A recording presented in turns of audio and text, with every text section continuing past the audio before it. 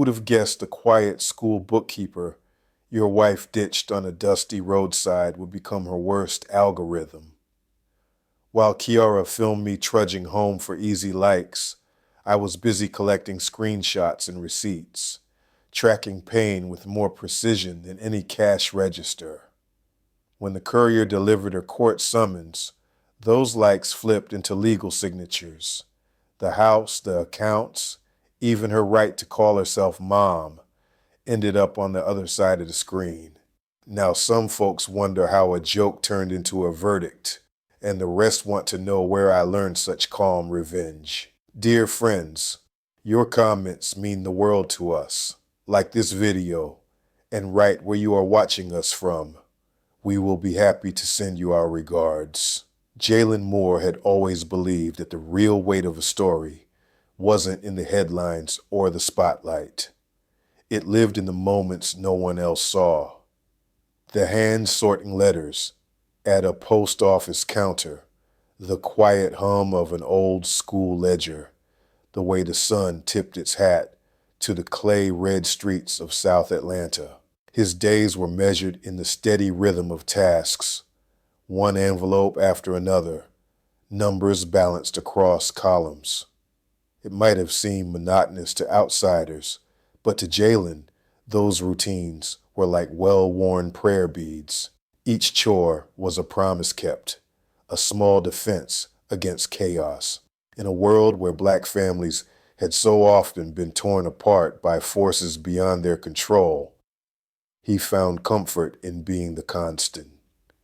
He often reflected on how his neighborhood had been shaped long before he was born. South Atlanta, known once as Brownsville, had been laid out intentionally for African Americans in the late 1800s. It lay a mile south of what had later become Turner Field and a mile north of Lakewood Amphitheater, a stretch of streets named after presidents of historically Black institutions.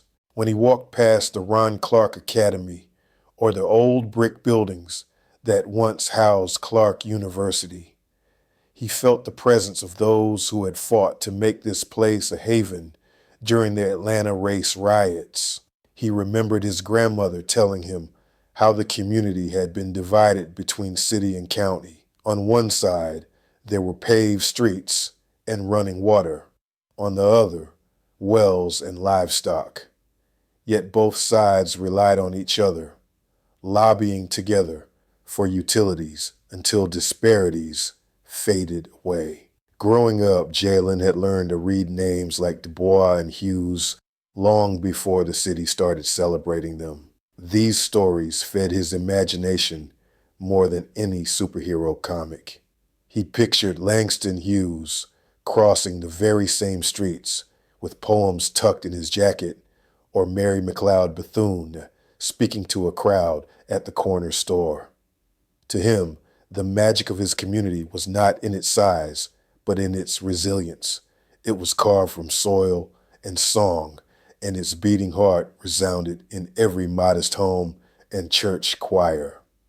In this backdrop, Jalen's own household was modest too, but not in the way people might expect. He and his wife Kiara lived in a one-story bungalow, shaded by pecan trees.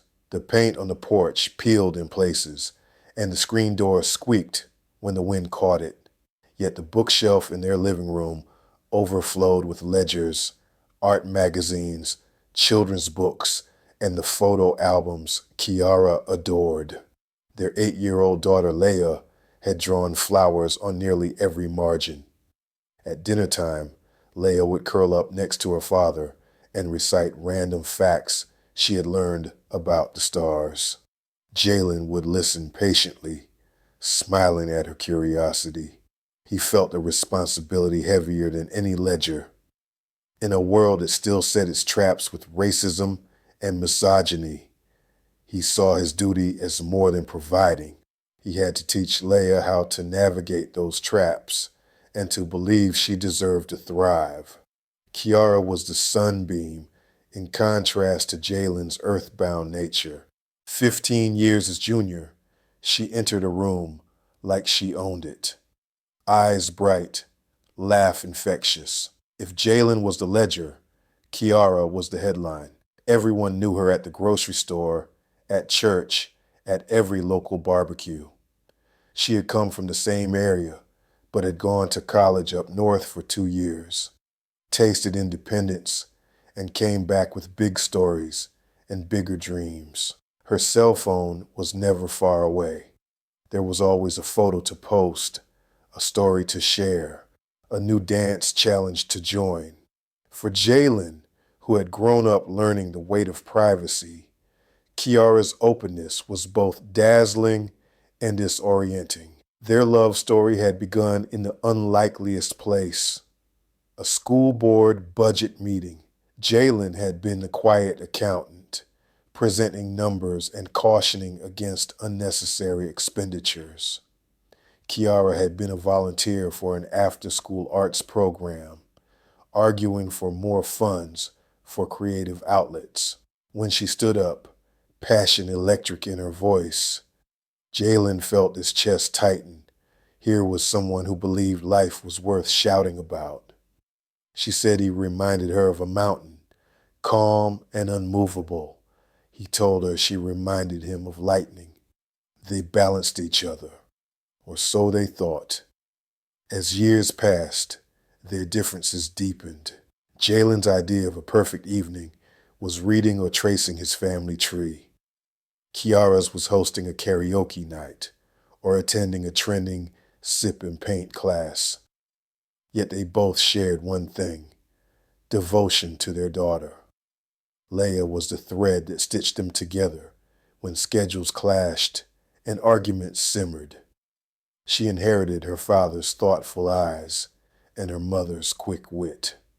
One night she would ask him about Martin Luther King Jr. The next she would dance with Kiara to the latest pop hit. Jalen cherished these moments of 3 sets of footsteps moving in sync across their hardwood floor. He also felt tension creeping in from the edges of their life like ivy around a brick. Kiara's social media presence was blossoming. She often posted videos of their family's daily routines. Leia's first day of school, Sunday cookouts, Jalen balancing his checkbook, while Kiara made silly faces. It was harmless at first, a way for distant relatives to keep up. But gradually, her feed turned into a curated reality show. The camera would linger on Jalen's serious face, then cut to Kiara's exaggerated eye roll. Comments flooded in. "You need to loosen up, Jay." "We stand Kiara." Laughter spilled into their living room from tiny screens. Jalen began to feel like a supporting character in his own life. He tried to ignore the dull ache that settled in his stomach each time strangers laughed at his measured words.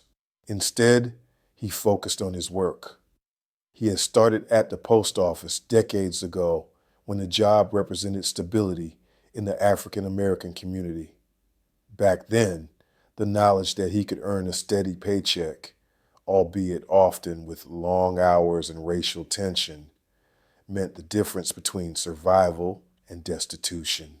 Over time, the Postal Service had become one of the largest employers of black workers.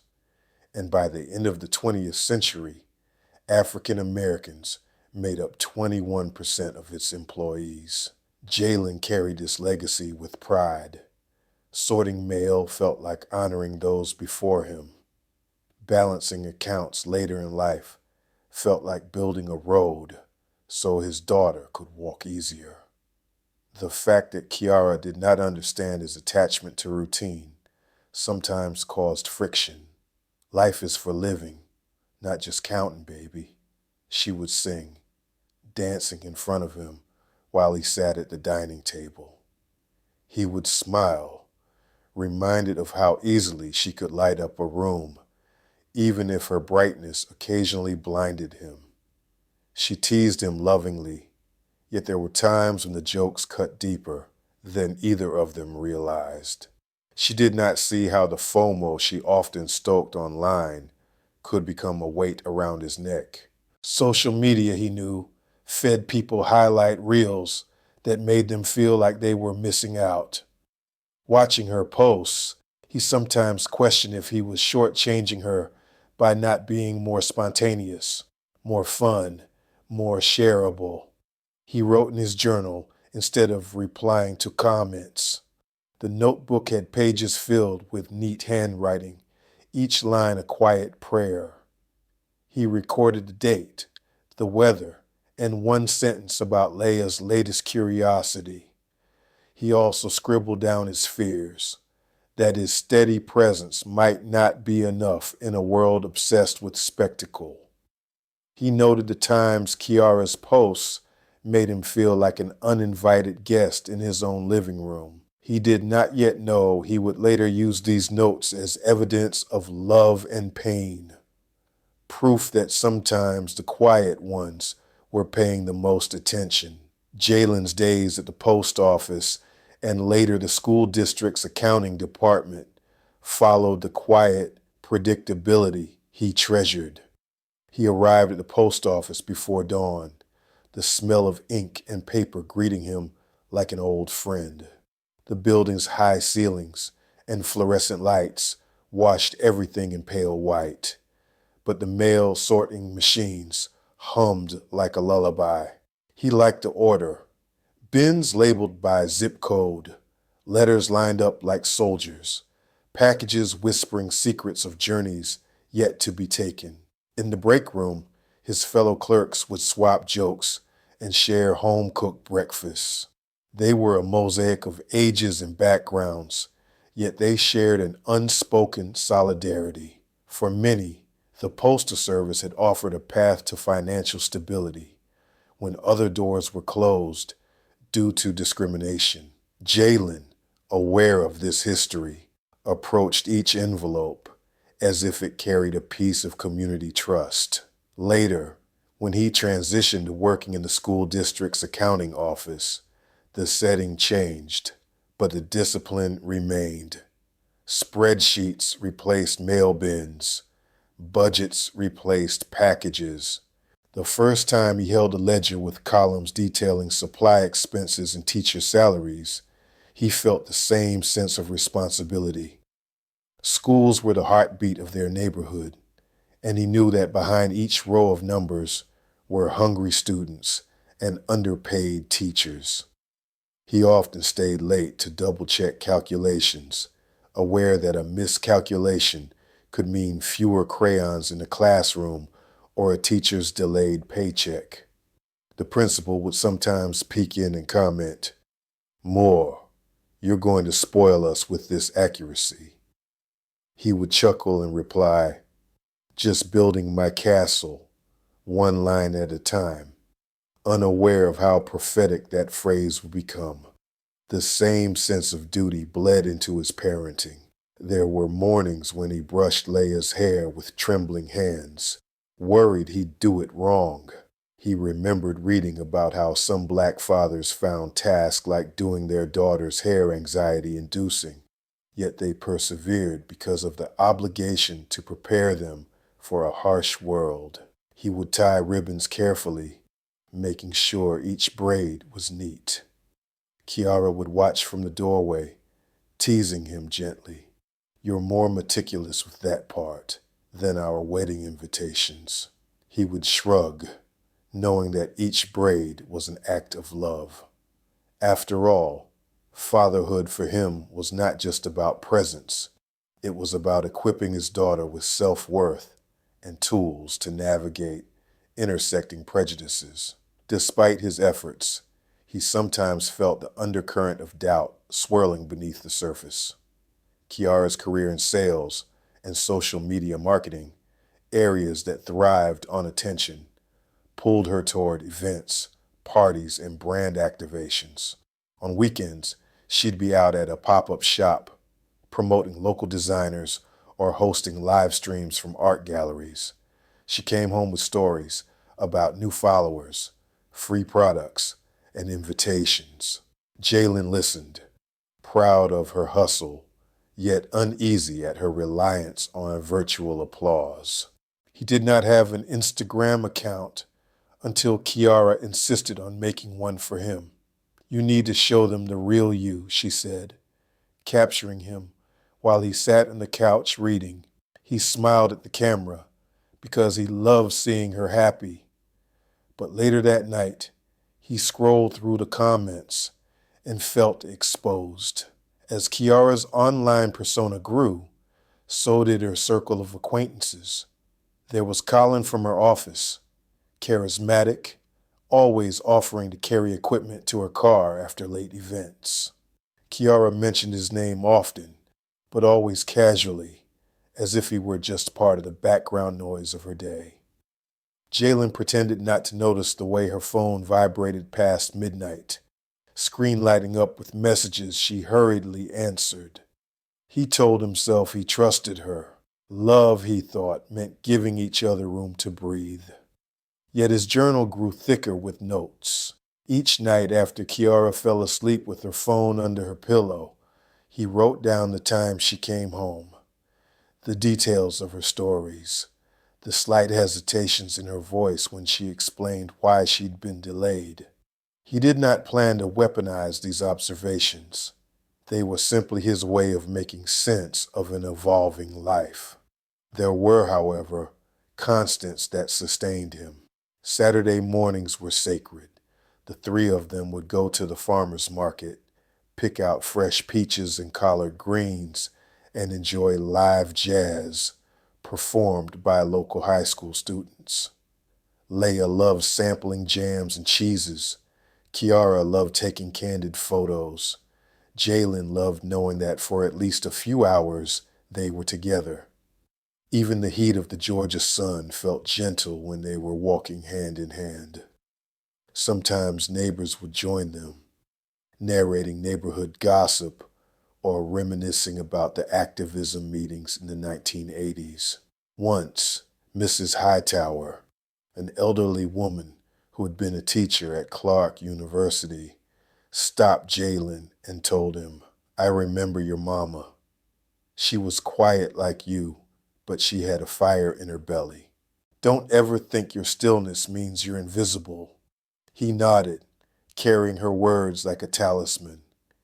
Yet there were also cracks. One Sunday, they visited a community festival where local artists displayed paintings of South Atlanta's history. Scenes of the 1906 riots juxtaposed with modern murals of children playing.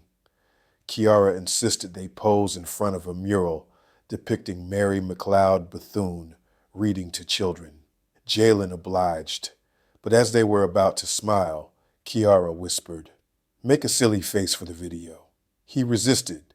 She posted the clip anyway, captioning it, "He's such a serious old soul. Someone loosen him up." The video went mildly viral. For days, co-workers teased him. Even in the grocery store, a teenager recognized him and did the same face in mock seriousness. Each time, Jalen laughed politely, but inside he felt a sting. He started to understand the psychology behind FOMO, not just the fear of missing out on fun experiences, but the pressure to conform to someone else's idea of fun. He felt a phantom push, urging him to become the version of himself that Kiara's followers found most amusing.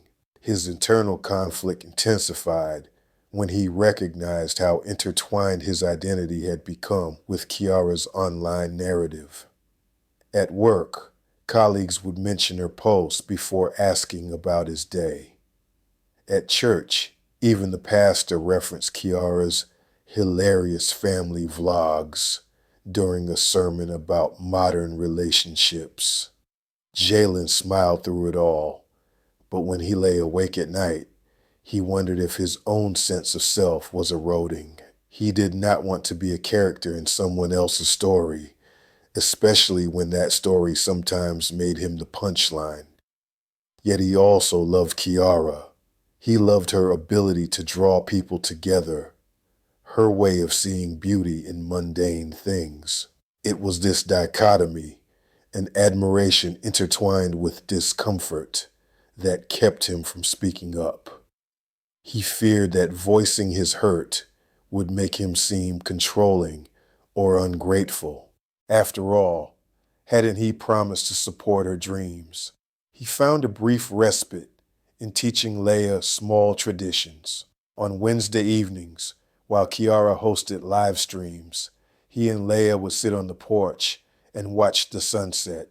They played a game where they assigned stories to the clouds. A long streak of orange became a dragon. A small puff became a turtle. Leia's imagination impressed him. She once pointed at a cluster of clouds and said, "That's a castle with a moat made of music."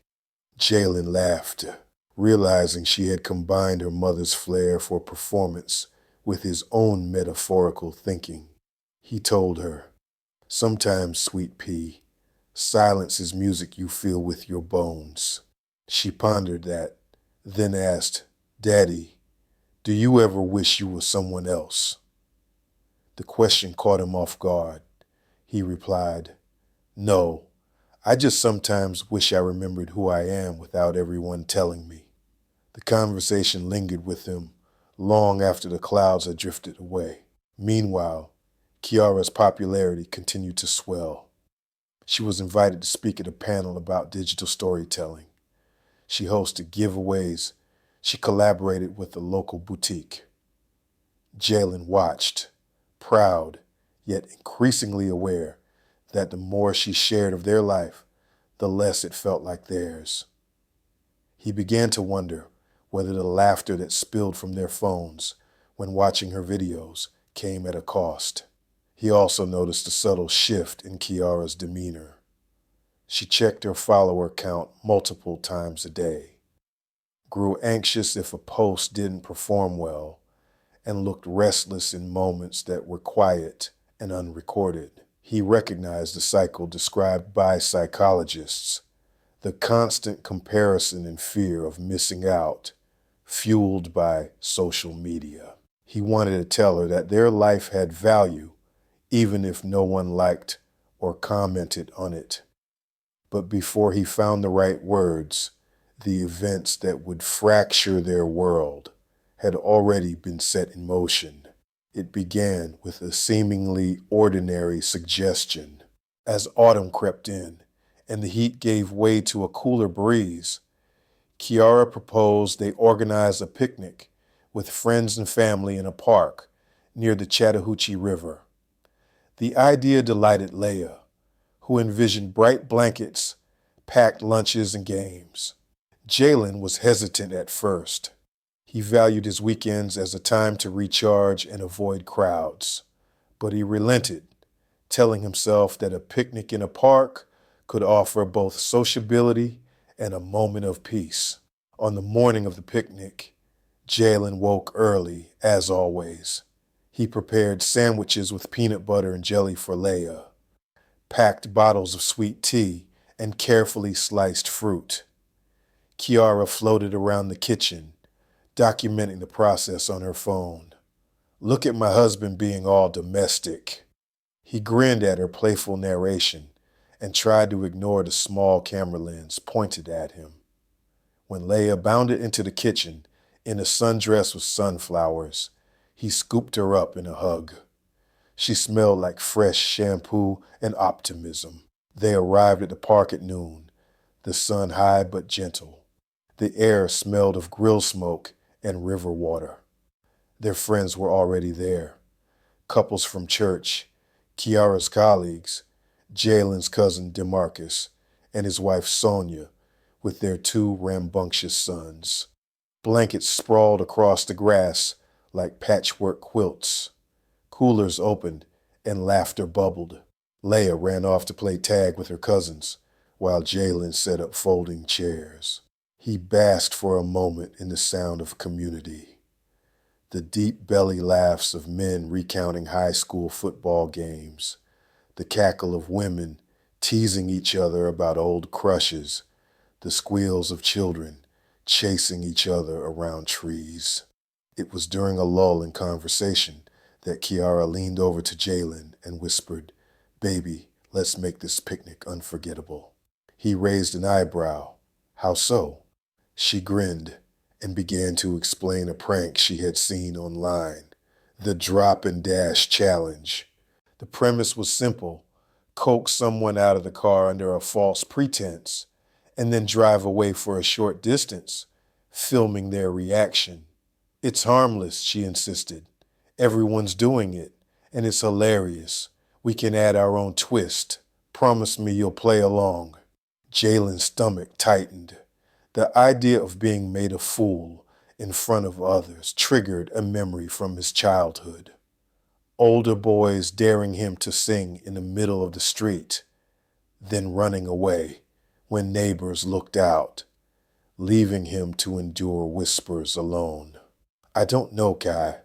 I'm not sure it's my kind of humor, he said, trying to keep his voice light. Kiara pouted, then kissed his cheek.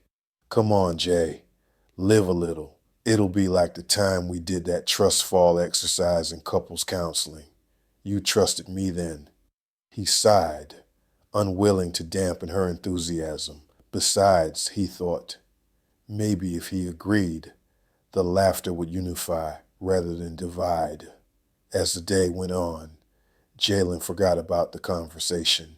He played frisbee with Leia, taught her how to skip stones at the riverbank, and even helped Sonia set up a makeshift face painting station.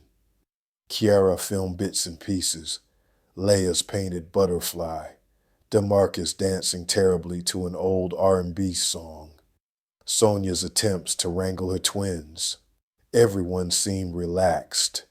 Jalen allowed himself to enjoy it, thinking that maybe his earlier apprehension had been unfounded. When the sun began its descent, painting the sky with pinks and oranges, people started packing up. Coolers were closed, blankets shaken, leftovers distributed. Jalen folded chairs and placed them in the trunk. He offered to drive home, but Kiara insisted on taking the wheel. You drove here. Let me drive us back, she said, sliding into the driver's seat with practiced ease. Jalen shrugged and hopped into the passenger seat.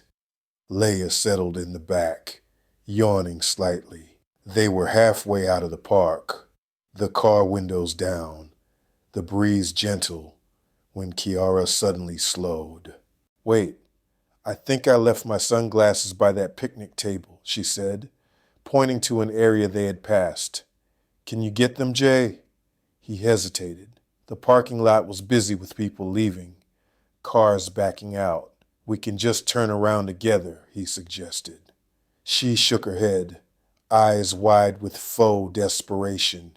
Please, I don't want someone to take them. I promise I'll loop around. His gut told him something felt off. His mind flashed to her earlier prank suggestion. He glanced at the rearview mirror and caught Leia's eyes. She looked excited, as if she knew something he didn't. He took a breath and opened the door. The pavement was still warm. He walked toward the picnic area, scanning for sunglasses. He heard the car engine rev lightly.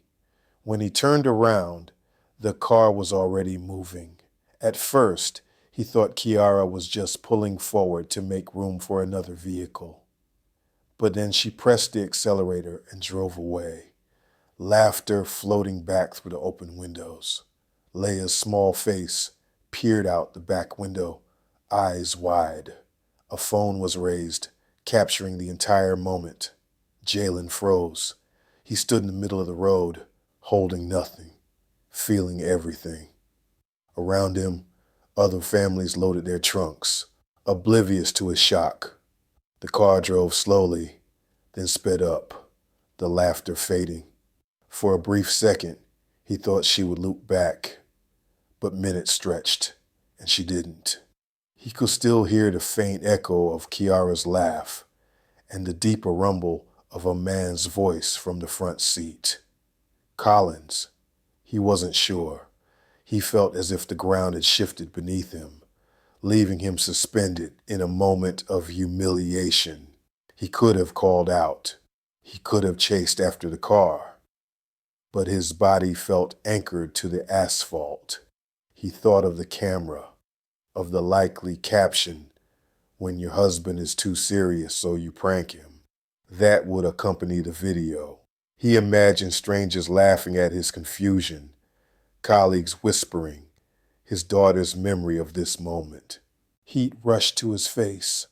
A knot formed in his throat. He swallowed it back, unwilling to let tears fall in public. Instead, he turned his gaze to the path leading out of the park. He started walking. He walked past the playground, where children swung obliviously, past the barbecue pits, where the last of the smoke curled toward the sky, past the ticket booth, where teenagers counted tips. No one stopped him. No one offered a ride. As he walked, his mind raced. He thought about the FOMO effect, the feeling that life was happening elsewhere and he was excluded. Except, in this twisted moment, the life happening elsewhere was his own. Kiara's laughter, her camera, the comments that would soon flood the video. Those were the things he was being excluded from. He didn't even know if he wanted to be part of it, yet the exclusion stung. He also thought about his daughter. He pictured Leia's face in the back seat, the way she would remember this, not as a harmless joke, but as a public betrayal. He wondered what message this sent about respect, about boundaries, about love. By the time he reached home, a trek that took nearly an hour, night had fallen. Crickets chirped, their rhythmic call a contrast to the chaotic noise in his mind. He entered the house. It felt emptier than he remembered.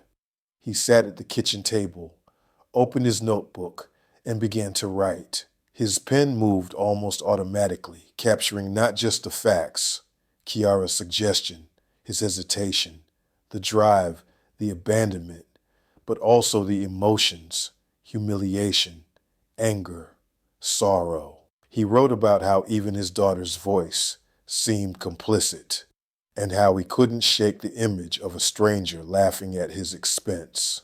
He wrote because writing felt like building a wall, a fortification to guard his sanity. Later, when Kiara and Leia returned, the air was thick. Leia looked at him with pleading eyes. "Daddy, it was just a game," she said softly, hugging him. Kiara tried to smile, though guilt flickered across her face. "Baby, don't be mad. It was supposed to be funny." She moved to touch his shoulder, but he stepped away. "A game is supposed to be fun for everyone," he replied, quoting their daughter's earlier words. Kiara's expression hardened briefly, then softened into a shrug. "People need to laugh. It's not that deep." Jalen did not argue. Instead, he looked at the little girl clinging to him and thought about the judge he'd once met while delivering mail. The judge had told him, "We look for stability. That's what children need. Stability over popularity." That sentence echoed now, an omen. He glanced at his notebook, then at his wife, then back at his daughter. In that moment, he didn't know what the future held, but he felt something shift inside him, a resolve, quiet but firm. He realized that sometimes building a fortress wasn't about stone and mortar. It was about gathering facts, about choosing to protect a fragile heart, even if it meant stepping away from the spotlight. And as he tucked Leia into bed that night, reading her a story, without cameras rolling, he heard the echoes of the old saying his neighbors shared. "A man who is silent isn't broken. He's building." He wasn't sure if he believed it yet, but he wanted to. "I woke before dawn, long before roosters or garbage trucks or the coffee maker had the nerve to speak. Sleep had never taken me gently, but last night it passed me by altogether, like Kiara's car had done the afternoon before. I lay on my back, palms flat on the quilt, cataloging the sounds of the house. The fridge compressor clunking, the ceiling fan's off-balance wobble, Leia's soft whistle of a breath down the hall. I counted them like pennies in a jar, proof I still occupied this life. Kiara's side of the bed smelled of vanilla lotion and nightclub smoke, the odd marriage of Saturday joy and Sunday regret. Sometime after 2, she had slid in beside me, shoes in hand, humming off-key. I never asked where she went. The answer was already strobing on every phone in the neighborhood. 30 seconds of me stranded, 30 seconds of her laughing. How many views now? 10,000, 50. I refused to check. Still, every blink felt like a camera shutter, every creak of the floor a replay. A question lodged itself behind my ribs. When did a joke become a verdict and refused to be coughed away? I rose quietly, pulled on sweats, and padded down the hallway to Leia's room. She slept with her arms wrapped around Mr. Tuck's, the penguin plushie she'd rescued from a thrift store bin. Even in slumber, her brow worried, as if her dreams could also watch videos. I brushed a braid from her cheek and felt something loosen inside me, like the first button undone when you sit after church. In the kitchen, Kiara leaned over the counter, scrolling her phone, spooning yogurt absently from a cup she would never finish. Ring light reflections danced in her pupils. "Baby, it's blowing up," she said, without lifting her gaze. "We're going to be on Shade Room." Her voice tried for excitement, but there was an edge. Wind rushing beneath a door you thought was sealed. I filled the kettle, measured coffee, answered nothing. Silence can stretch a mile. Kiara hated long walks. She sighed. "Look, folks clown their partners online every day. It's content. You need to lighten up." My hand steadied the mug under the drip. "Is Leia content too?" She rolled her eyes so high, I almost saw the ceiling through them. "You're impossible." Funny how a single sentence can flip a kitchen's gravity. Suddenly cabinets felt taller, countertops farther away. I realized she and I were standing on different planets sharing one linoleum moon. Leia shuffled in, rubbing sleep from her eyes. "Daddy, you gonna walk me today?" "Not drive. Walk." Even at 8, she knew fresh air grows around quiet men, the way flash bulbs chase the loud. Kiara started to answer, stopped herself, then muttered, "Sure, let your father play hero." The words smelled sour in her mouth. Leia's small hand found mine and squeezed, as if choosing teams.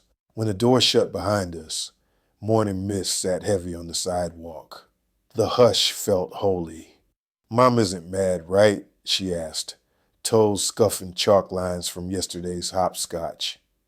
I told her Mommy just liked jokes that not everyone understood yet. She nodded, absorbing the adult half-truth like children do, and changed the subject to her science project. Paper seedlings taped against a window, stretching for light. I promised I would help measure them after school, and in that instant, a strange thought took root. What if measurement was my calling after all? The world misreads quiet men, but ledgers never lie. When Leia vanished into the classroom stream, I felt the ledger tug my sleeve. The courthouse opened at 9. Fulton County Courthouse smells of old paper and older tears, disinfectant battling nostalgia in the vents. I stood in line behind a landscaper disputing a parking ticket and a grandmother filing for guardianship of her grandson. Each clutched documents like shields. I carried a manila folder labeled KM Evidence. My palms sweated through the paper, but my shoulders stayed level. I told myself, numbers don't tremble. At the window, The clerk, silver twist framing a face creased by decades of bad news, peered over bifocals. Family petition? I nodded. She slid forms beneath the glass. Name, Jalen Elijah Moore. Respondent, Kiara Patrice Moore. Relief sought. Temporary custody. Financial account freeze. Order of protection. My pen scratched steady. Hooks stitched themselves into my thoughts. How many men file silently while the world laughs at their stillness? What happens when a viral punchline meets a courtroom date stamp? Questions sharpened, resolve like wet stones. I handed everything back.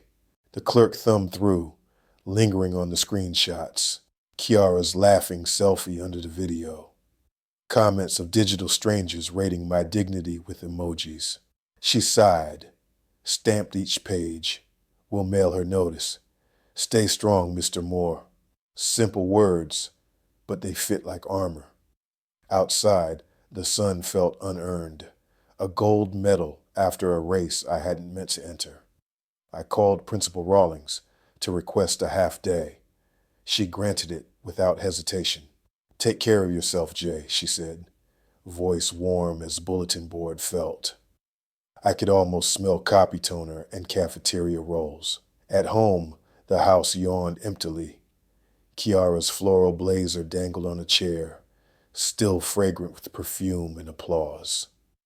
I hung it in the closet, not from kindness, but habit. Order must live somewhere. Then I opened a fresh composition notebook. Green marble cover, 100 sheets, and drew columns. Date, incident, witnesses, impact on Leia. Today's entry filled half a page before coffee cooled. Midway through, my phone buzzed. Cousin Terrence. Bro, y'all trending. You good? I typed back a thumbs up. Nothing more. Explaining pain online is like whispering into a bullhorn. No one hears the vowels, only the volume. Kiara breezed in at noon, wearing an expression she reserved for PTA fundraisers. Half warmth, half advertisement. I saw your little field trip downtown, she began, tossing mail on the table. People got eyes, Jay. Her tone sang amusement, but her knuckles whitened around her phone. What field trip? I asked, feigning innocence, letting her feel the space between question and confession. You really think a judge is gonna side with quiet, pity party Jalen over fun, successful Kiara? You'll look petty. She laughed, but the sound cracked at the edge. I pictured the clerk's stamp thudding like a drum. Petty or prepared. Leia burst through the door from school, brandishing a drawing. Our family is sunflowers, tall and shorter and smallest. Kiara noticed the missing fourth bloom, herself. Where's mommy, baby? She asked. Leia shrugged. I ran out of yellow. The lie tasted bittersweet. Kids learn color shortages from grown-up absences. That night, Kiara slept in the guest room without announcement. The house sighed in relief. I sat at the dining table under a single bulb, ledger open, and copied Leia's sunflower onto the inside cover. Measurement, memory, proof that even silence can bloom. Tuesday dawned in sepia tones, rain teasing the gutters. Kiara left early. No note, no breakfast dishes, which meant Leia and I owned the morning rituals. Toothpaste dots on the sink became constellations to navigate. Ponytails required 3 attempts before symmetry smiled back. We laughed when socks mismatched. I realized laughter in safe hands was still possible. Driving to school, Leia asked if jokes can hurt more than bruises. The question split the dashboard light in two. Yes, I said, but they can also heal if we learn from them. She pondered. So jokes are like medicine. Right dose helps. Wrong dose makes you sick. I nodded. My daughter, cataloging pain like her father. At work, the copier jammed 9 times, as if protesting my wandering focus. Mrs. Dunlap from math slid me a thermos of sweet tea. Hearts get thirsty, she whispered. Some kindnesses weigh more than gold. Mid-morning, my phone lit with a text from Kiara. We need to talk, seriously. No emojis, no gifts, just letters wearing their Sunday clothes. I replied, after Leia's bedtime. Control is sometimes a clock with my hands on the dial. Kiara arrived at 8. Rain on her coat like sequins. We sat at opposite edges of the sofa. She began with a sigh rehearsed all day. I didn't mean to humiliate you. It was supposed to be playful content, but it spun out. Outside, thunder rumbled, a judge clearing his throat. I filed because Leia deserves calm, I said. My voice surprised me, firm yet gentle, like folding a fitted sheet, and because I deserve respect. She stared at the floor, where the carpet's pattern suddenly fascinated her. You're overreacting. I opened the ledger, slid it across, pages thick with dates, screenshots, bank withdrawals for spontaneous girls' trips, messages from Colonel asking about tonight. My handwriting marched like soldiers. Her lips parted, closed, opened again. You kept files on me? You posted files on me first, I answered. A hook fluttered between us. What happens when the quiet man speaks with evidence instead of volume? I let the question hang. She flipped pages faster, searching for an exit that wasn't there. Finally, she whispered, Are you trying to destroy me? No, I said. I'm trying to stop you from destroying us. Rain hammered the roof now, applause a warning. I couldn't tell. Kiara's shoulders slumped. Mascara pooled under her eyes like ink running from wet receipts. I'll stay at my sister's for a while, she murmured. No argument, no slam of the door. Just surrender carried out on slippered feet. When the door clicked shut, the ledger felt lighter in my hands, as if truth itself had weight. I tucked Leia in, kissed her braids. Daddy, she mumbled, half asleep. Are storms bad? Storms make trees take deeper roots, I answered. I stood by the window, long after lightning faded. Ledger pressed to my chest. Outside, the streetlight hummed. Steady, unglamorous, necessary, exactly what I intended to become. But could steadiness win in a world that crowns noise? That question, glowing like an ember, carried me into sleep. Wednesday morning smelled of courtroom starch, long before I put on my only Navy suit. The jacket had served at weddings and funerals alike. Today it would stand trial for plain dignity.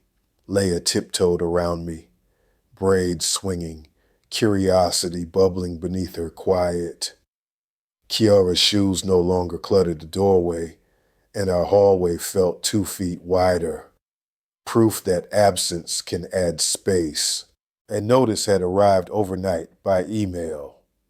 Pre-hearing mediation, June 3rd, 10 a.m. Just over 3 weeks to convert ledgers into living argument. I printed the summons, the ink still warm when Leia touched the page. Is this about the video? She asked. It's about making sure everyone feels safe, I answered, wishing safety came with a manual. On the ride to school, Leia spoke of her sunflower chart. Petals cut from yellow paper, one added each day the seedlings grew. When they open, we'll plant them outside, she said. I promised I'd dig the soil myself. Could flowers bloom from ground watered by humiliation? The question rode with me all the way downtown. My first stop, attorney Carla Green, family law. Her office lived above a beauty supply shop, jasmine incense mingling with legalese. Carla was 40-ish, locks pinned into a crown, voice soft but precise. She scanned my folder, page by page, nodding like a metronome. You kept meticulous records, she said. Numbers comfort me, I replied. She tapped the screenshot of Kiara texting Colin, "See you, the loft. Adultery won't headline the petition. We're aiming for stability. Still, context matters." "What about Leia?" Carla's eyes gentled. "Judges favor the parent who keeps bedtime predictable." She laid out a strategy. Temporary orders first. Full custody possible if Kiara's pattern of public mockery showed emotional harm. What happens when a laughing emoji becomes Exhibit A? I signed retainer papers, feeling both lighter and heavier, like a man who's finally handed over half the luggage, only to realize the road is uphill. Outside, drizzle stitched silver threads across Auburn Avenue. I bought Leia a science kit microscope from the black-owned toy shop on the corner. Evidence that wonder must be nourished, even on court days. Kiara texted, "Need to see Leia tonight." I answered, 6 to 7 p.m., supervised, our porch. She replied with 3 thundercloud emojis. Weather seemed apt. 6 o'clock sharp. Kiara's car rolled up. Bass vibrating loose license plates. She emerged in neon sneakers and a smile that didn't reach her eyes. Leia waited on the porch swing, clutching Mr. Tux like a gavel. "High sunshine," Kiara sang, arms wide. Leia stood but didn't run. Trust once cracked needs time, like glass cooled slow. Kiara knelt, brushing imaginary dust from Leia's collar. "How's my baby?" Leia glanced at me, seeking permission. I nodded. "We're planting sunflowers," she said, voice small. Kiara's grin flickered. "Sounds domestic." She straightened, turning to me. "1 hour. Really?" "Court guidelines," I answered, ledger tucked beneath my arm. "What does an hour feel like when a lifetime used to be yours?" Kiara pulled out her phone to selfie the reunion. I stepped forward. "No pictures tonight." "Why not?" "Because some moments belong to the people inside them." Her jaw tightened. Still, she slipped the phone away and tried conversation. "You eating okay? You doing homework?" Leia answered politely, but the swing's chains creaked louder than their words. I watched Kiara notice the missing blazer, the tidier hallway beyond the screen door. She realized life was rearranging itself without her footnotes. 30 minutes in, rain returned. I offered the porch umbrella.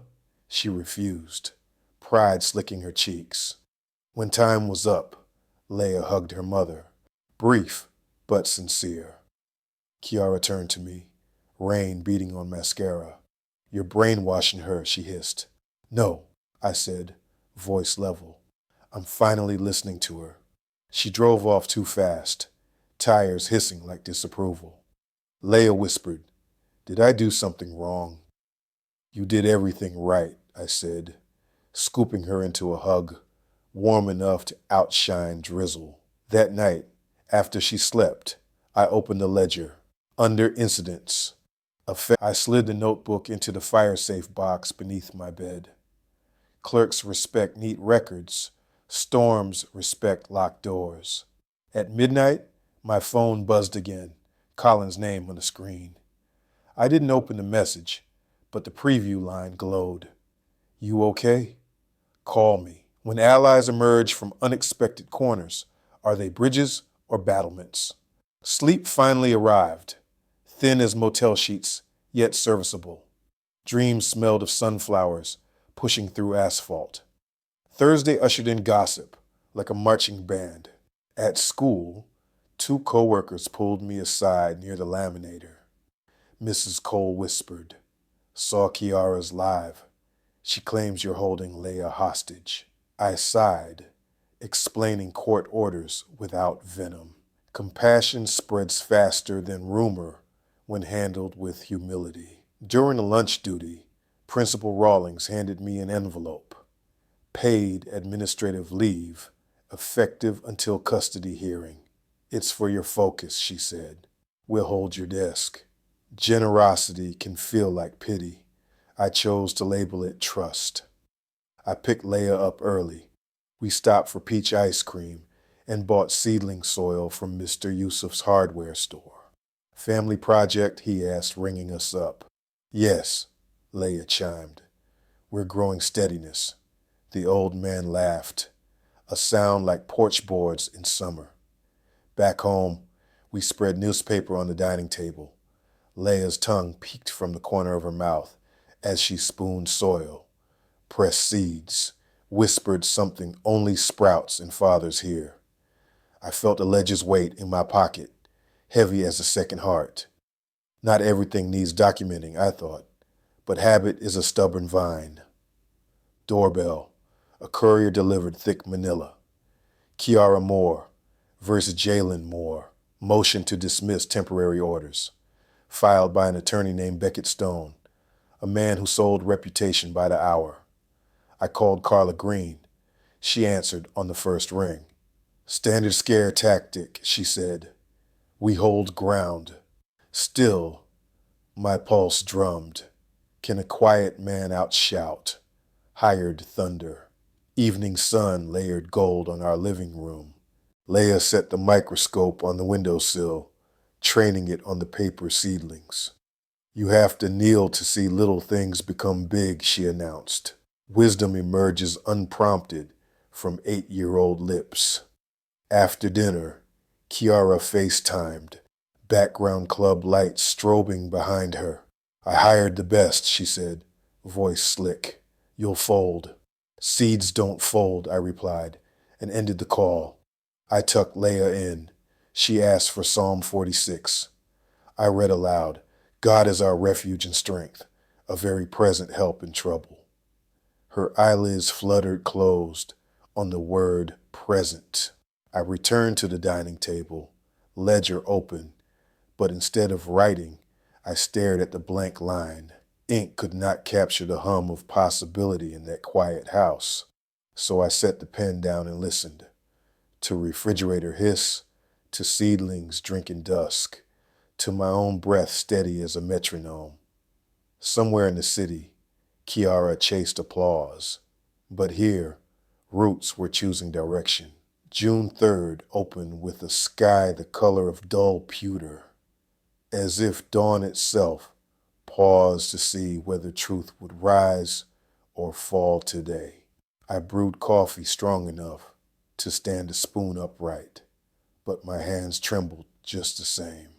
The suit jacket felt heavier than cloth, each pocket lined with silent pages from my ledger, dates and screenshots that had kept me company when sleep would not. I almost pitied the paper. It would be asked to speak words I'd swallowed for years. Leia patted in, still in her pajamas, rubbing the crease from her cheek. You look like a lawyer, Daddy. Just a dad in borrowed armor, I said, straightening the tie she'd chosen, navy, with tiny silver dots that reminded her of stars over campgrounds we still planned to visit. She fetched Mr. Tux from the couch and pushed him into my briefcase. Penguins bring luck, she whispered, as if both of us might break under louder syllables. At 8 sharp, Cousin Terrence arrived to watch her. He bumped fists with me, eyes earnest beneath a Braves cap. The city knows you're the good guy, he said. I had no appetite for heroes and villains, but I thanked him anyway, grateful for concrete presence. On the drive downtown, I rehearsed nothing. Carla Green had warned.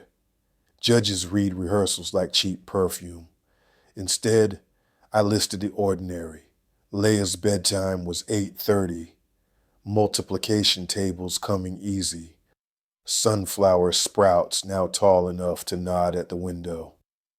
I promised myself if nerves choked my throat in court, I would picture those stems, slender yet unbending. Carla waited under the courthouse awning, umbrella tilted against steady drizzle.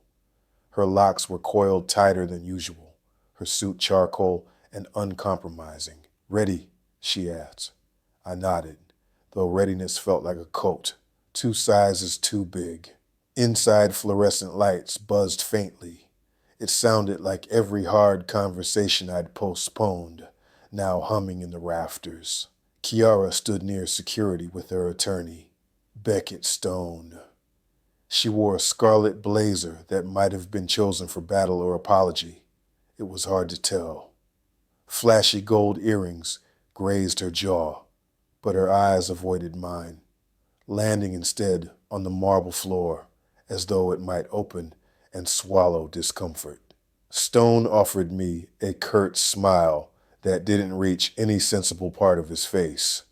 We exchanged paperwork, each signature echoing between columns. Stone flipped through our exhibits, scoffed at the printed comments from Kiara's live stream, murmured something to his client. She shrugged, lips tight.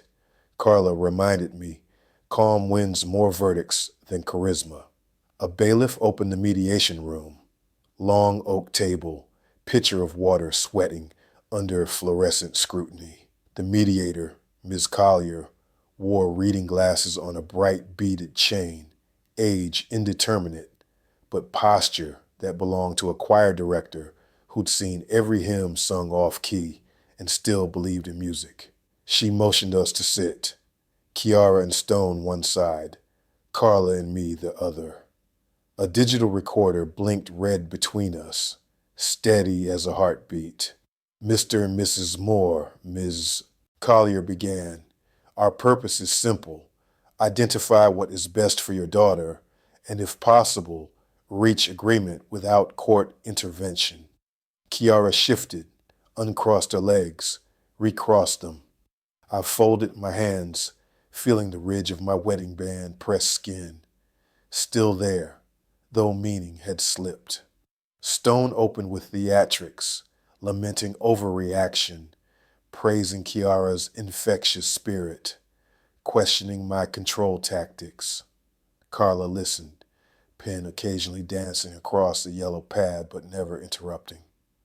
When Stone finished, Kiara flashed him gratitude, then darted a glance at me, defiant yet hopeful. I might throw her a lifeline. Ms. Collier turned to me. Mr. Moore, my voice emerged soft but clear, like chapel bells heard from inside a classroom. I spoke of Leia's routine, breakfast songs, library Saturdays, planting seeds in Dixie cups. I admitted my hurt without dwelling in it, described the ledger not as ammunition, but as diary. Words felt fragile, yet each landed on the table and remained intact, refusing to shatter under scrutiny. Kiara interjected, calling the video harmless fun, but her pitch wavered. Ms. Collier asked whether she understood how Leia perceived that fun. Kiara hesitated, then murmured, I didn't think. The room inhaled collectively. Carla slid Exhibit 7 forward, a printed still of Leia watching the roadside clip on a classmate's phone. Confusion etched around her mouth. Kiara stared until mascara smudged beneath one eye. Silence roared louder than Stone's earlier monologue. The mediator paused the session for a 10-minute break. We stepped into the hallway, where courthouse air tasted of recycled stories. Carla whispered, You're steadying the room, Jalen. Keep breathing. I nodded, and for the first time that morning, breath didn't hurt. During recess, I found myself studying Kiara across the corridor. She pressed her phone to her chest, as if the screen pulsed too hot. Stone spoke close to her ear. Eyebrows knitted. For a heartbeat, I saw past the scarlet blazer and social media glare to the woman who once snuck a slice of peach cobbler before dinner, giggling crumbs onto our sofa. Grief nudged my sternum. People change, I reminded myself. Sometimes notoriety is cheaper than intimacy. Back inside, Ms. Collier proposed temporary schedules. 3 evenings a week with Kiara, daytime only, supervised exchanges. Stone objected, citing Kiara's career demands. Carla countered, if online content creation is her livelihood, Consistent evenings are feasible. Stone bristled, but logic outweighed flair. Kiara's voice cracked. I just want my daughter to know I'm still fun. Not, she faltered, not dangerous. I studied her expression, realizing she feared becoming a cautionary tale in the comment threads she once adored. I opened my leather folder and removed a drawing, Leia's sunflowers, now 5 yellow heads. I slid it across. Leia painted this yesterday. She saved a 6th spot for her mama when she feels safe planting together. Kiara traced the empty stem with a fingernail. Glossy tears pooled at her lashes, one slipping free despite meticulous makeup. Ms. Collier recorded our progress, noting mutual concern for emotional stability. She asked Kiara to speak directly to me, not through attorneys or cameras, about her goals. Kiara inhaled, shoulders trembling beneath red fabric. I want Leia to laugh with me again, not at you. I lost a line. I'm trying to find it. Words stumbled, yet rang honest. For the first time since the roadside, some wall between us thinned. Carla placed another document forward. Proof of multiple ATM withdrawals at clubs during weeks. Kiara claimed to be on business trips. Stone objected on relevance. Carla countered with pattern of unreliable presence. Mrs. Collier nodded gravely. Kiara's lips parted in defense, then closed. Truth sometimes requires no cross-examination. A sudden memory surfaced. Kiara once telling me laughter is air for extroverts, and she suffocates in quiet rooms. Had I built too many silent rooms? The thought flickered, but responsibility for cruelty still returned to her hands. Good intentions cannot license humiliation. Negotiations continued, hour stretching to 2. We settled tentative terms, primary custody with me until full hearing. Kiara's visits expanding upon proof of counseling sessions, financial accounts split, discretionary spending capped, not victory, not defeat, just structure tall enough for a child to lean against. As papers were finalized, Ms. Collier asked if we wished to record any personal statements for the court file. Stone declined for Kiara. Carla glanced at me. I said yes. Voice steady, I spoke. Marriage teaches patience. Parenting teaches resilience. Public shaming teaches nothing to a child except fear. I'm choosing patience and resilience. Somewhere behind me, a chair creaked. Kiara shifting, perhaps reconsidering echoes. We filed out. Rain had stopped. Sidewalks glistened like new steel. Kiara approached, arms folded. Can we talk without lawyers? I agreed, but only on courthouse steps beneath witnesses of passing strangers. She exhaled. I miss us. Which us? I asked.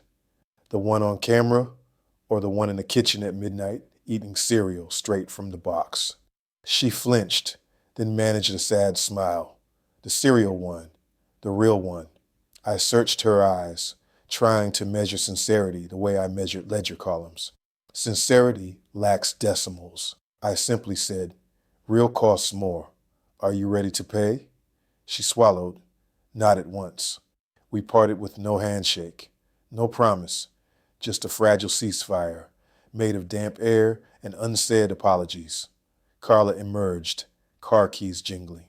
That went better than expected, she said, but court still looms. I knew. Court loomed like unfinished math. Unavoidable sum ahead. Driving home, I cracked the window, letting city wind peel courthouse tension from my skin. At a red light, my phone buzzed. Terrence texting a photo. Leia kneeling by the flower box, microscope in hand, grin wider than Georgia asphalt after fresh paint. Beneath the image, he wrote, she says her roots are winning. My laugh startled a pigeon from the street lamp. The official hearing landed 2 weeks later, but its shadow stretched across every minute meanwhile. Social feeds churned. Some snickered at the viral dad, now dragging his wife to court. Others praised quiet dignity. I ignored both, focusing on school runs and soil moisture.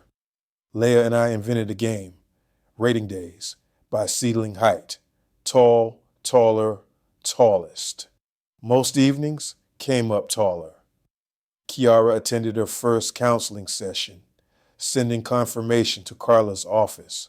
She requested one additional Saturday morning. I consented, provided meeting at the community garden so Leia could show progress. Conditions seed trust. Withholding water kills sprouts. Saturday came bright. Cicadas already tuning instruments when Kiara arrived. She wore jeans and a plain t-shirt. No cameras in sight. Leia raced to her, clutching gardening gloves. Kiara knelt, genuine warmth eclipsing performative shine. They planted the sixth sunflower together, Kiara's hands trembling as she pressed soil. I witnessed, but did not intervene, letting mother and daughter share a silence that held something gentler than my own. Back home, I updated the ledger. Positive interaction, 0 recording devices, child visibly content. For the first time, ink felt hopeful, not merely defensive. Court day dawned clear. Inside the wood-paneled chamber, Judge Ramirez presided with the calm of deep water. Rows of pew-like benches creaked under spectators. Some local reporters, a few of Kiara's followers, eager for spectacle. Neighbors whose kids I tutored. I focused on the bench grain beneath my fingertips. Carla presented our case with measured cadence, pointing to patterns of neglect disguised as entertainment. Stone countered, emphasizing Kiara's therapy steps, her willingness to attend parenting classes. Then Judge Ramirez requested to hear from the minor child, but only if the child wished. Leia, seated beside Terrence, rose and walked forward unprompted, braids swinging like brave flags. The bailiff swore her in. Her voice wavered, then steadied. I love both my parents. Mom makes everything fun, but sometimes fun can push people away. Dad makes things safe, and safe helps me grow. She lifted a laminated photo of the 6 sunflowers. We planted these. The 6th one is for Mom when she's ready to be gentle. The courtroom held its breath. Even fluorescent lights seemed to dim in respect. Tears streaked Kiara's cheeks. Stone handed her tissue, but paperwork lost its appetite for combat. Judge Ramirez leaned forward. Mrs. Moore, he said quietly, can you commit to gentleness, both online and off? Kiara's answer broke open in the silence. Yes, Your Honor. I already lost too much laughing. In ruling, the judge affirmed temporary custody with me, expanded visitation as counseling progressed, and imposed a 6-month social media restraint involving Leia or me without prior written consent. Kiara accepted, head bowed. Outside, cameras flashed. Stone tried steering Kiara toward microphones, but she shook him off, murmuring, not today. She approached us instead. Leia, can I walk you to the car? My daughter looked to me. I nodded. They walked hand in hand, small and smaller, while I followed. Ledger tucked beneath arm, but somehow lighter than the morning I'd opened it. At home that evening, Leia and I watered the flowers.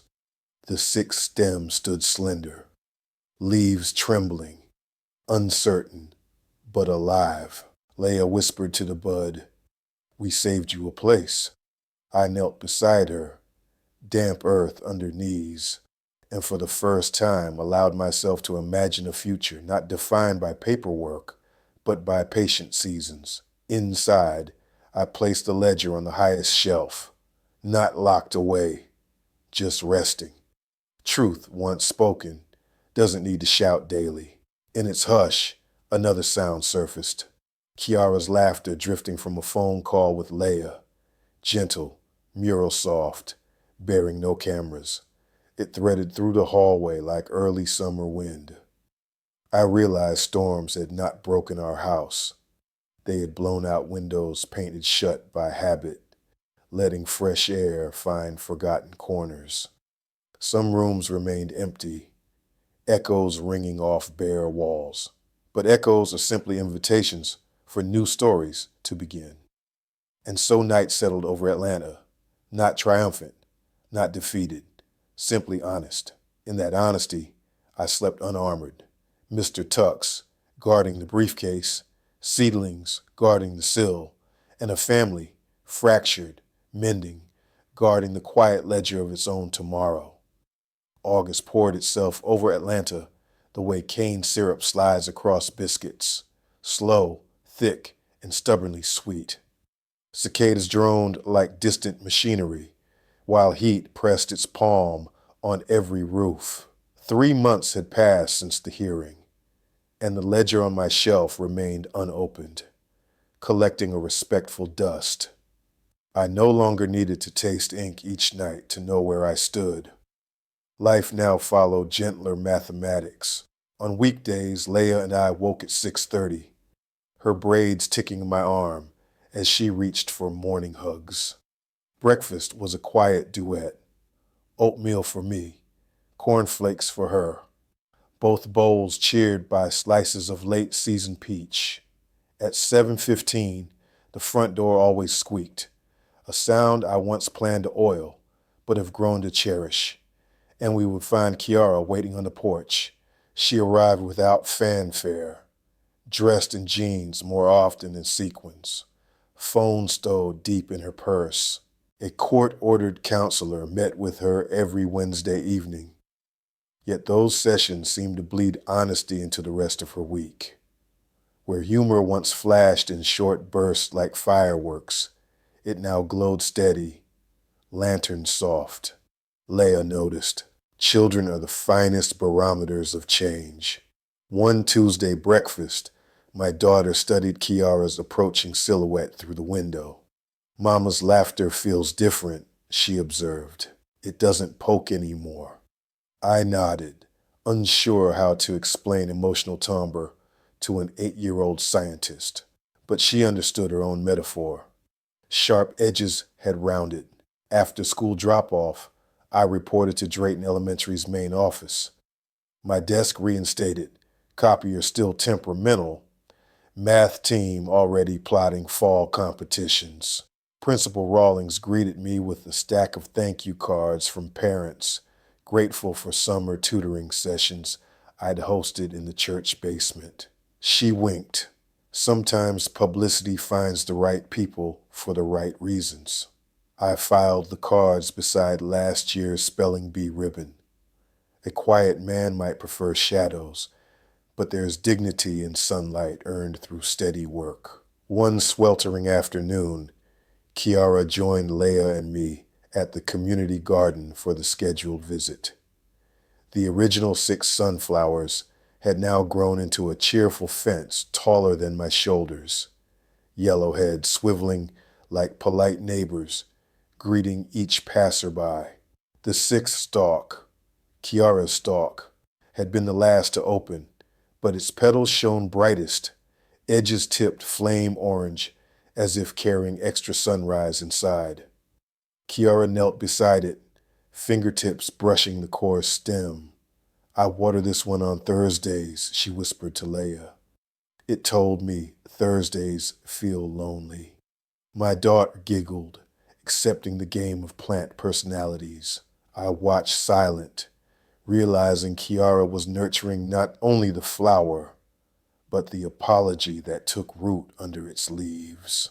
When twilight cooled, Kiara lingered by the raised bed, while Leah chased fireflies between rows of tomatoes. Thank you for not shutting the door entirely, she said, eyes fixed on the blossoms. I would have deserved it. The statement floated there, fragile as paper in humid air. I considered my reply. Forgiveness, I'd learned, is less a finish line and more a garden path. Some days tidy, others choked by weeds that return uninvited. Doors aren't my specialty, I told her, but I've become good at windows. They let fresh air in without letting storms rip the roof off.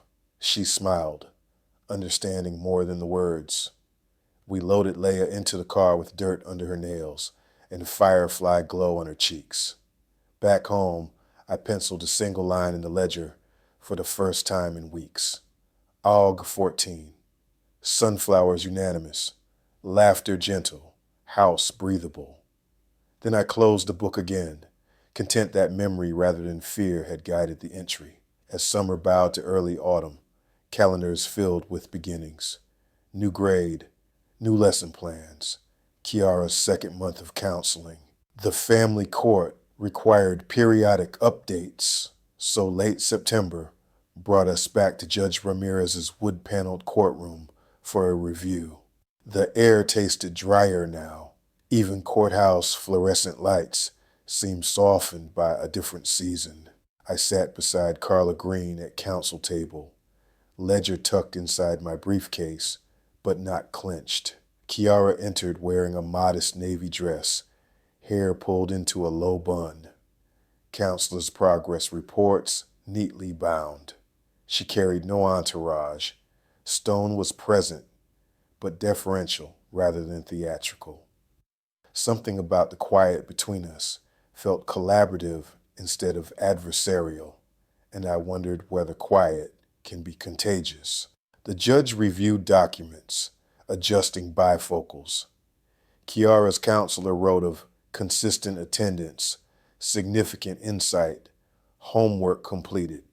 Leia's school reported stable grades, improved confidence, and minimal discussion of the viral incident. Ramirez looked up. Ms. Moore, what have you learned about public and private spaces? Kiara's voice trembled, but steadied.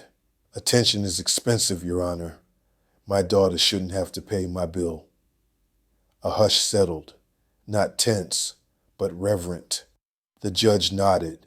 I see a trajectory of repair. Mr. Moore, your thoughts? I cleared my throat, still unused to speaking as central figure. Growth feels real when silence between visits is comfortable, not heavy. We're approaching comfortable. Ramirez granted expanded visitation, alternate weekends including sleepovers, conditional on continued therapy. Social media restraint remained for another quarter. He ended with a reminder. The internet never forgets. Make sure your child's memories are better than its archives. Court adjourned before noon, sunlight spilling through high windows like forgiveness poured neat. Outside, reporters gathered, but Kiara raised both palms, politely declining. She turned to me. Let's celebrate with Leia at the Science Museum. No cameras, just telescopes. I agreed, surprised how natural joint planning sounded. That Saturday, we drove north together. Kiara at the wheel, me navigating. Leia bounced in the back seat, narrating constellations she'd studied. At the planetarium, darkness bloomed overhead, and stars unfurled across the dome ceiling. A narrator spoke of galaxies measured in light years, distances I could not fathom. Yet my daughter reached out, found my hand in Kiara's, linking us under cosmic sprawl. I realized distances shrink when measured in shared wonder. Later, over nachos in the museum cafe, Kiara asked Leia to record a memory in her new feelings journal. The judge had recommended reflective practice for all of us. Leia wrote, "Today's space felt bigger than mistakes." She showed the sentence proudly. Kiara's eyes glistened. I suspected mine did too. Back home, I thumbed the ledger's spine, but resisted opening it. Some stories deserve only oral retelling, like porch swing conversations or whispered constellations. Instead, I started a fresh notebook titled Growth Chart, where each entry highlighted gestures of repair rather than missteps. Kiara calling before visits, Leia teaching her mother how to repot seedlings, Kiara and me sharing budgeting tips without accusation. Ink flowed smoother on that page. Late one evening, I found Kiara on the porch swing after returning Leia. The neighborhood pulsed with cricket song. Kiara exhaled. I'm ghost writing a piece about online accountability. My editor wants the juicy angle, but I'm writing the quiet one. I raised an eyebrow. She shrugged. Quiet got me back to my daughter. Feels worth writing about. We sat without speaking, swing creaking, an old rhythm we'd almost forgotten. For the first time in years, silence drew us closer instead of apart. When she rose to leave, she placed a folded note on the armrest. Thank you for believing the serial version of me could return. I slipped it into the growth chart. October cooled the garden, yet sunflowers stood tall. Dried faces now heavy with seed. Leia and I harvested them on a crisp Saturday, Kiara joining with gloves and paper bags. We taught Leia how to twist heads gently, catch seeds, raining like dark snow. She giggled, calling it flower confetti. We roasted half the seeds that afternoon, the house filling with nutty aroma. Kiara suggested packaging portions in small jars for neighbors. Gratitude gifts, she called them. We labeled each jar with hand-drawn sunflower icons and a quote Leia picked from her journal. Roots remember rain. Delivering jars door to door, we felt like a family business even without a storefront. In early November, Drayton Elementary hosted Parent-Teacher Night. Kiara and I attended together, surprising faculty who'd quietly monitored our progress through staff room whispers. Mrs. Cole pulled me aside. Leia's essay on photosynthesis was all about light-finding leaves. She mentioned sunflower therapy at home. I chuckled, explaining the garden experiment. Mrs. Cole lowered her voice. Whatever therapy it is, keep it up. That weekend, Kiara asked if we might co-host a small Thanksgiving dinner. Just immediate family plus cousin Terrence and Kiara's sister, Naya. Tradition had once dictated we gather at Kiara's mother's house, but travel plans fell through. I hesitated, ledger memories flickering, then agreed under one condition: no phones at the table. She accepted instantly. We cooked side by side, Kiara whipping sweet potato souffle, me tending smoked turkey on the charcoal grill. Leia crafted place cards shaped like little suns. At dinner, Nia toasted growth nobody predicted, but everybody needed. Terrence teased Kiara for forgetting salt, and laughter rippled, warm, not weaponized. After dessert, Kiara surprised us with a photo album, printed not digital, snapshots from Planetarium Day, seed harvest, porch swings, no roadside video inside.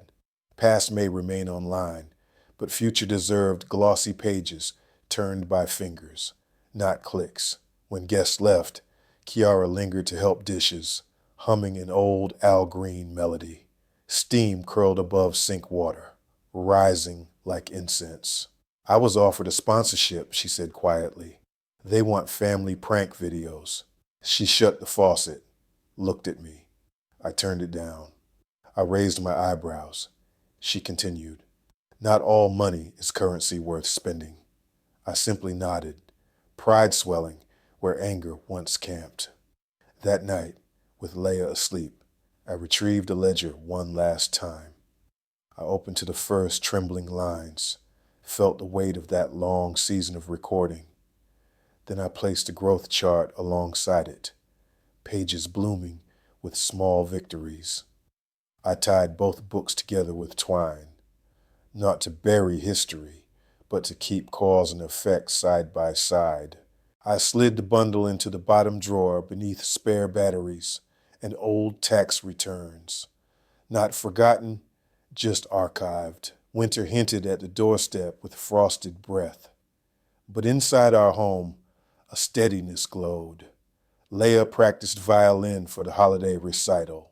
Squeaky notes still found melody. Kiara attended counseling even after the judge's minimum requirement, saying accountability felt lighter than denial. I kept brewing coffee, coaxing copier jams, and adding sunflower oil cake to our garden soil for next year. One evening, Leia asked to record a voice note for future US. She spoke into the phone, cheeks flushed from fireplace warmth. We learned jokes can hurt, but words can mend when watered every day. She handed me the phone. Daddy, your turn. I thought of ledgers, of laughter reclaimed, of roots gripping quiet earth. I said, sometimes silence is the sound of seeds growing. Kiara added her voice last. And sometimes the loudest apology is showing up tomorrow, better than yesterday. We saved the recording, labeling it Family Growth Chart. That night, as I drifted toward sleep, faint music floated from Kiara singing Leia to bed. Soft, off-key, perfect. No cameras witnessed it. No ledger transcribed it. Yet the moment etched itself deeper than any ink. A story that began on a dusty road with mockery had traveled through courtrooms, gardens, and the fragile terrain of forgiveness to arrive at a home where even silence felt sung. Outside, winter stars embroidered the sky. Somewhere far beyond them, galaxies still stretched across dark spaces, teaching anyone who listens that distance, however vast, is measured by the light we choose to carry. I turned off the lamp, trusting that in our small house on South Atlanta soil, light enough remained.